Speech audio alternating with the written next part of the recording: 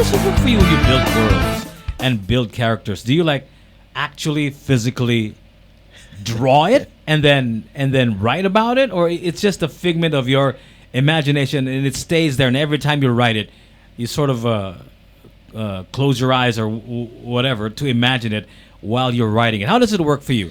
I cannot draw to save my life. Okay. So I imagine things and then I attempt. I Okay. attempt to draw. Okay.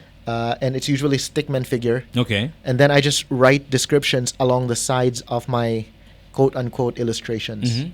And that's how it works. But yeah, I imagine. I just sit down, I close my eyes, and people think, oh, what is he doing? He's sleeping. Like, I'm not. I'm just thinking and imagining, and then pull out my notebook, start writing stuff. Every book writer, every author has an inspiration, right? In the same way that I think Star Wars was inspired by Dune and all of that stuff. Who inspired D.A. Chan? Very simple answer. Tolkien, Lord of the Rings. Okay.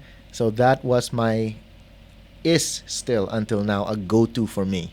So Tolkien's work has been such a huge inspiration and an impact for my life and my writing style. Uh-huh. Yeah, so world building, he's a crazy world builder, that guy.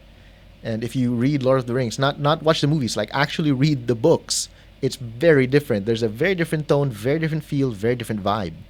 And the world building he put into the story of Middle-earth is just absolutely wonderful.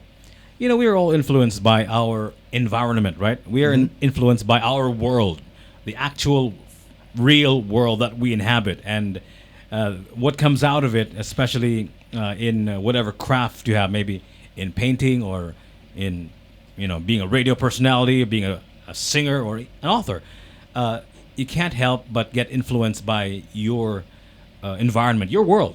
I understand that you're Filipino, right? And you've lived in this world Yes. in the Philippines, in Cebu, for quite a bit, most of your life, or some of your my life. Yeah. Yes. So how does where you live, how does your world now here in Cebu, Philippines, inspire or inform your world building? A lot of it has to do with my reading and then experiences.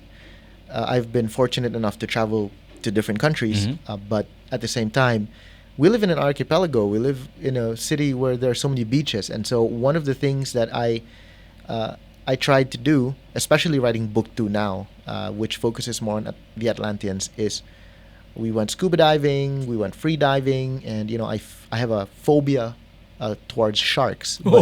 But yeah, I'm a free diver who fears sharks. So, but yeah, I just do everything I can to have as many different kinds of experiences as possible, so that I can incorporate all of those things into whatever I write.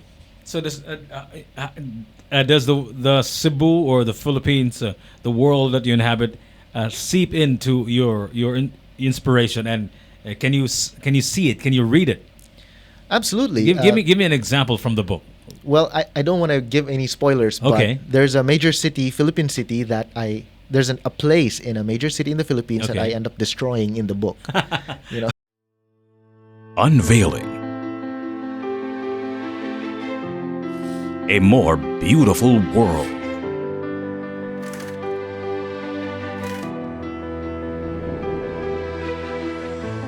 For over 50 years,